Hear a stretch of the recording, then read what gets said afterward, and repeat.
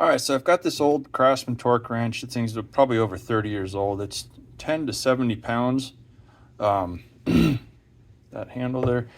And what happened is this ratchet stopped working and the grease in there had hardened up, almost like caulking. And there's a piece that slides back and forth that was not moving. And so this was just spinning freely. So I took this apart, cleaned it with acetone, put in new grease, and it's good to go.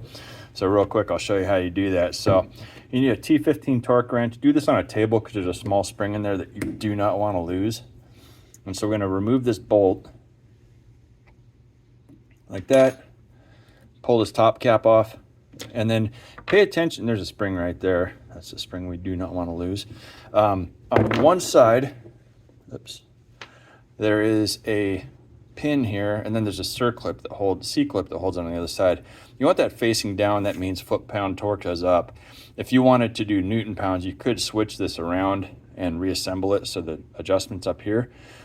This torque wrench loosens and tightens and measures in both directions. Some torque wrenches may only tighten and measure when they tighten. So do pay attention to that, because if you put it together backwards, it's only going to measure torque when it loosens.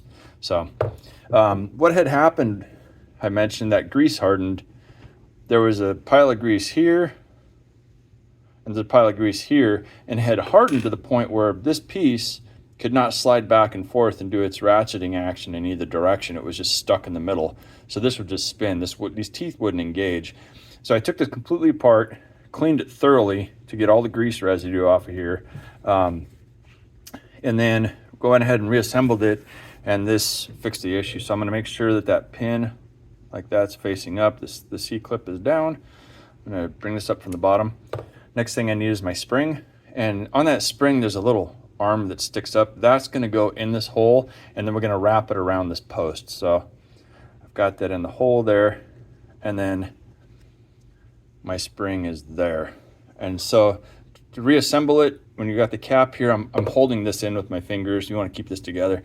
There's a triangle right there and a pin. That triangle is going to set right about here, and then the pin's going to drop in here. So to get this to go in, what you do is you take that pin, figure out where the hole is at for the middle, how that's going to line up.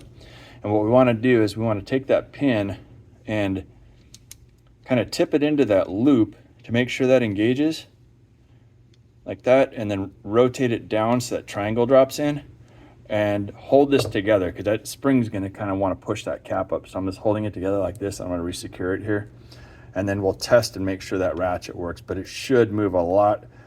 That ratcheting action should be a lot noisier. I find out when that grease is gummed up, it's either barely engaging or not engaging at all. So we got this tightened down, and let's see here. Okay, good ratcheting action in that direction. Let's go ahead and switch it. That's that piece in there sliding to the other direction. That's way better. So if you're having issues with your ratchet not engaging and it's older, you might want to take that apart, clean it, re-grease it, put it back together, and then test it out. And again, make sure you drop in this assembly from the correct orientation, unless you're trying to change the legend that you're using there to the other side. And again, some ratchets only go in one direction. So I hope this was helpful.